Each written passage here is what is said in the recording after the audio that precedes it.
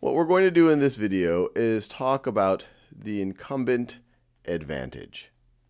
And this is the idea that the person who is already in power, the incumbent, has an advantage in elections. And in particular, we're going to focus on presidential elections, although this idea is pretty common across different offices.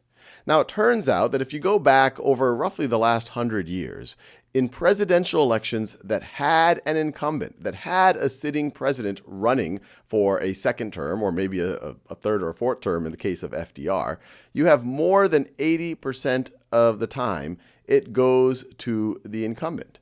And this right over here is a picture of the presidential debates from C-SPAN. And this is in 2012 between President Barack Obama and Mitt Romney. And President Obama, of course, was the incumbent, and he went on to win. And once again, not unusual. This happened 80% of the time.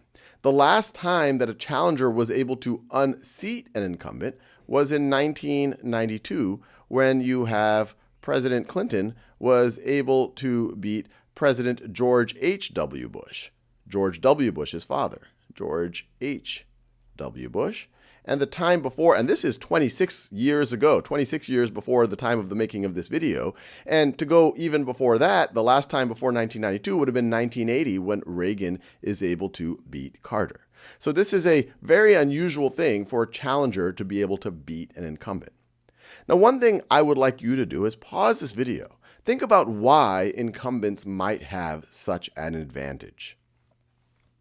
Okay, so there's many scholarly papers written about the idea of the incumbent advantage, both at the presidential level and at other levels, but we can come up with some ideas as to why the incumbent has the advantage. One is people already imagine that individual as president because they are the president.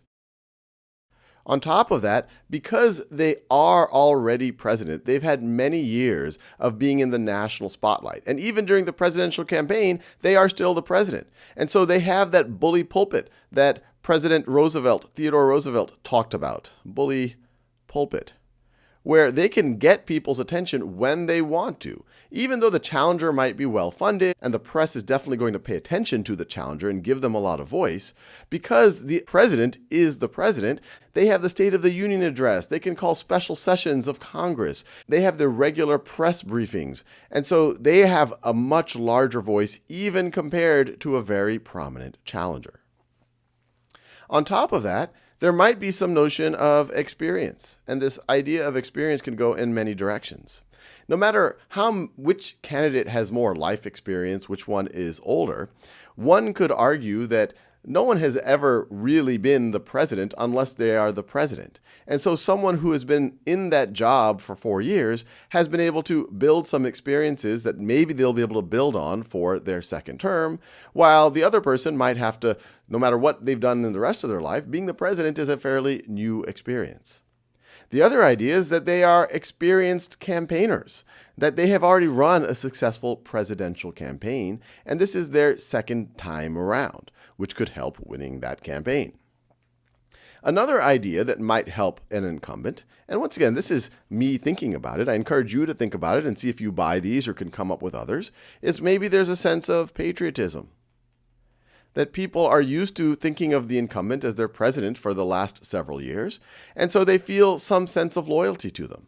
This could even be supercharged if maybe it's in wartime, or if the country is facing some type of foreign policy crisis, that they want to stand behind the person during that time of crisis. They don't want to change who's in charge in the middle of a war or something like that.